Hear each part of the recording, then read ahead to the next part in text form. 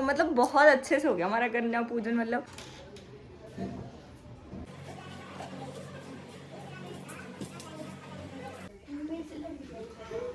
यहाँ पर है मेरे छोले, इसके अंदर कट देखी जा रही है मम्मी के द्वारा सबकी, ये यहाँ खड़े हैं।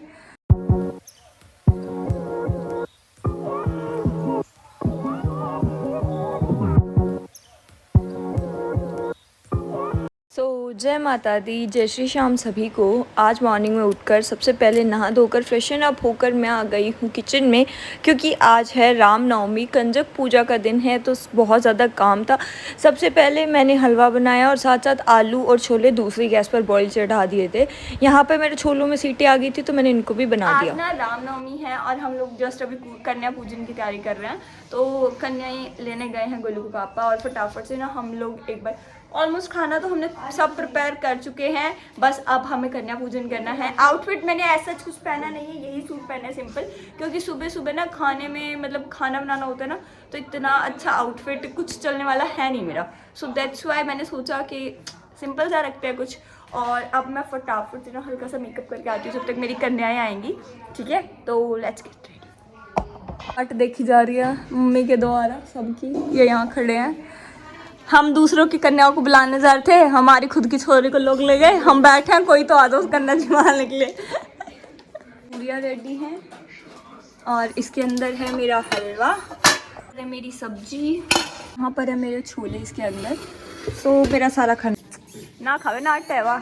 यहाँ पर आ गई थी मेरी 9 की 9 कन्या, और कुछ एक आधी एक्स्ट्रा भी थी, तो मैं थी बहुत ज़्यादा खुश। हमने कन्याओं के पैर धोने के बाद तिलक और मोली वोली बांध करके उन लोगों को फटाफट से उनको कर दिया है खाना सर्व। प्रसाद सर्व करने के बाद एक एक करके मैंने सभी को खिलाया है, और जो सबसे छोटी कन्या थी उसको तो मैंने ही खिलाया। हमारा ना कन्या पूजन तो बहुत ही अच्छे से हो गया, मतलब एक्सपेक्टेशन थी नहीं। जहाँ पर हमें 9 कन्या को जमाना था, वहाँ पर हमने पूरी 9 कन्याओं के साथ साथ लंगूरिया को भी जमाया, और मतलब बहुत अच्छे से हो गया हमारा कन्या पूजन। मतलब दिल खुश हो गया कन्या पूजन करके। और अब यहाँ पे 9 दिन के बाद फाइनली बेचारे को खाना मिल गया है। क्या कहना चाहोगे, अपनी खुशी का राज बताएं।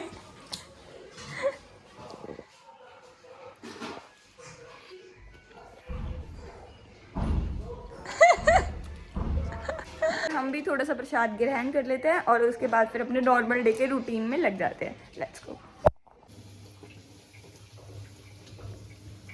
छठ हलवाई पूरियाँ तलते हुए कढ़ाई में पेट लटका के।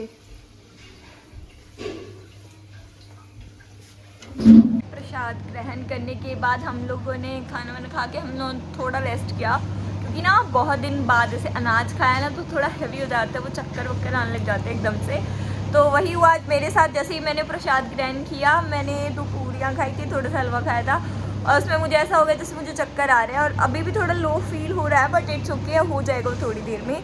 सो अभी मैंने लगाई है वॉशिंग मशीन, मेरे ऑलमोस्ट कपड़े धुल ही जाएंगे थोड़ी बहुत देर में। तो आई हैव डिसाइडेड कि उसके बाद मैं करूँगी अपना जो मंदिर है इसको सेटअप दोबारा से, जहाँ पर जो सामान जहाँ पर होगा, कैसे सारा सामान समेटा जाएगा वो सब एंड ऑल। बिकॉज देखो, हमारा मंदिर हम लोग जब तक समेट नहीं सकते, जब तक हमारी अखंड ज्योत है वो अपने आप नहीं बुझ जाती, ठीक है। आज वैसे तो अखंड ज्योत हमें घी तो डालना नहीं है, बट मेरी अखंड ज्योत अभी तक जल रही है, अभी तक इन द सेंस 1 बजने वाला, और मेरी अखंड ज्योत अभी तक जल ही रही है। So that is a good sign कि अखंड ज्योत जल रही है, तो इट्स ओके। जब मेरी अखंड ज्योत खुद से हो जाएगी ना, मैं उसको तभी साफ़ करूँगी, अदरवाइज़ मैं कोई सामान नहीं उठाने वाली अभी उससे पहले। और जैसे ही मैं सामान उठाऊंगी ना, तो do not worry about that, क्योंकि वो सारा सामान मैं आप लोगों को दिखाऊंगी कि मैं कौन सा सामान कहाँ रखने वाली और कहाँ नहीं रखने वाली। आप किस तरीके से कौन सा सामान कैसे समेट सकते हैं, सारी वीडियो आज आपको दिखाई देती है, ठीक है। तो चलो एक बार मैं कपड़े वॉश करके आती हूँ, फिर इस मंदिर को समेटेंगे। सो गाइस, शाम हो चुकी है और मैं थोड़ा तो सो ली हूँ, ठीक है। सो आई हैव डिसाइडेड कि अब मैं फटाफट से ये सब जो है इसको निकाल देती हूँ एक बार, ठीक है। एंड ये माता जी को भी हमारे मंदिर में स्थापित कर देती हूँ। तो लेट्स गो। तो फटाफट से यहाँ पर आ गई मैं मंदिर का काम करने के लिए। मंदिर वो करना था तो मैंने सबसे पहले माता की मूर्ति उठाई है, इस पर गंगा जल का छींटा दे करके मैं सबसे पहले इसको रख दूँगी हमारे मंदिर में। तो मंदिर में बनाई है मैंने थोड़ी सी जगह और उसके बाद मैंने अपनी माता रानी को कर दिया है यहाँ पर विराजमान। इससे पहले हमारे पास माता रानी यहाँ पर नहीं है, तो हम बहुत खुश हैं कि हमारे पास फाइनली हमारी माता रानी आ गई हैं। इनको विराजमान करने के बाद मैं वापस से आ गई थी अपने मंदिर का बाकी सामान समेटने के लिए। जो भी फूल मालाएं और बाकी सारे एक्स्ट्रा फूल होंगे वो मैं इस थैली में भर कर रख लूँगी। इनका मैं क्या करूँगी वो मैं आपको आगे बताऊँगी कि इनका मैं क्या करने वाली हूँ और क्या नहीं। फूलों को समेटने के बाद मैंने सारा ही पूजा का सामान वहाँ से उठा करके गंगा जल छिड़कने के बाद अपने मंदिर में वापस से रख दिया है। ये सब करने के बाद अब सारे जल से ना सारे घर में छिड़का तो जैसे गंगा जल होता है वैसे ही है, ठीक है। तो इसको भी छिड़का कर देना, ठीक है।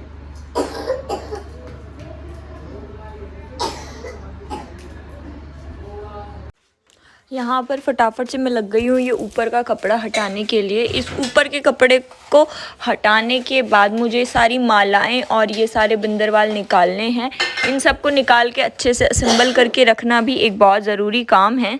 कपड़ा तो मैंने निकाल दिया है, अब मैं लगी हूँ ये फूल मालाएं निकालने के लिए, जिनको निकालने में लगने वाला है बहुत ज़्यादा टाइम, क्योंकि हम लोगों ने ना उस टाइम सोचा ही नहीं कि इतना मतलब निकालना भी पड़ेगा ये। तो फिर ऐसे कैसे निकालेंगे, हमने इनको बहुत टाइट बांध दिया। तो अब हम इनको चक्कुओं से काट के निकाल रहे हैं। जो धागे से हमें इन्हें बांधा था उसको धागे को चक्कू से काट के हमने निकाल दिया है। और ना मैंने दरबार में जितने भी कपड़े यूज़ करे थे ना इनको धो के वापस समेट के रख दूँगी। कभी और किसी चीज़ में मुझे दरबार सजाना पड़ा तो फिर से काम आ जाएंगे, है ना। और इसको देखो कहाँ चढ़ के बैठ गया इतनी जल्दी माता जी के सिंहासन पर। और इन दोनों पॉलीथीन के अंदर ना, एक के अंदर तो मैंने ये आर्टिफिशियल गेंदा की माला रख दी है और एक के अंदर जो हम लोग वैसे आर्टिफिशियल को लेके आए थे ना बिंदरवाल, वो रख दिया है। तो अब मुझे आगे दिवाली पे और भी कभी डेकोरेशन करनी होगी ना, तो ये सारे काम आने वाले हैं। तो चलो। और ना जो ये वाला नीचे वाला कपड़ा था ना, इस पर बहुत सारे दाग लग गए हैं, तो इसके दागों को हटाने के लिए इसको गर्म पानी में भिगोना पड़ेगा अलग से। देन 1 घंटा भीगने के बाद ही ये वॉश हो पाएगा। और यहाँ मैंने ये कपड़ा भी हटा लिया, लाल वाला कपड़ा, इस पे बहुत ज़्यादा दाग हैं सच में। और उसके बाद फिर मैंने ये सारे पाइप और ये लाइटें भी हटा दी हैं। इन सभी पाइपों को हम अनअसेंबल कर भी रख सकते हैं। अभी हमने इसको असेंबल किया हुआ है, तो हम लोग इनको एक एक पाइप को निकाल कर मूली से बांध कर रख देंगे, ताकि हमें आगे जब भी इन पाइपों की ज़रूरत पड़ेगी तो ये हमारे पास हो। इनको रखना भी आसान होगा। और ये फोल्डिंग वाला पाइप जो है हमारे पास हो गया है, बहुत काम आएंगे ये। हुआ था ना जो यूज़ हो गया और जैसे कहते हैं बहा दिया, वो सारा सामान इस तरीके से एक थैली में निकाल लिया है। और अब कल मैं क्या करूँगी, गमला लूँगी और उसके अंदर मिट्टी के अंदर इन फूल वगैरह को, पत्तों को तोड़ के मिक्स कर दूँगी और इस तरह से एक गमला लगा दूँगी। दैट्स इट, बहाऊँगी नहीं, ठीक है। तो ये तो हो गया है और मेरा दरबार अब सॉर्ट आउट हो गया। मैं दिखाती हूँ तुम्हें। तो यहाँ से ये सारा तो हमने पूरा क्लीन कर लिया है। ये टेबल ऊपर चले जाएंगे, ठीक है। और दैट साइड की पूरा स्पेस खाली हो गया है। अब यहाँ देखेंगे क्या करेंगे क्या नहीं। हमने अपना मंदिर तो दोबारा से पूरा वो कर दिया है। दोबारा जब अब कोई फंक्शन होगा जैसे दिवाली या कुछ और फिर अरेंज करेंगे तो फिर आप लोगों के साथ शेयर करूँगी। बाकी जो हमने वो डंडे थे ना, हमने उन सभी को ना इकट्ठा करके बांध के रख दिया है। वो आप लोग देख सकते हो वहाँ पे इस तरीके से। इनको छत पे सिक्योर तरीके से रख देंगे ताकि ये दोबारा हमें ये जब बनाना पड़े तो हमें कोई प्रॉब्लम ना हो। ये सब तो हमने कर दिया। अब अब मैं कुछ और नहीं करने वाली, बस खाने का होगा एंड ऑल दैट्स इट।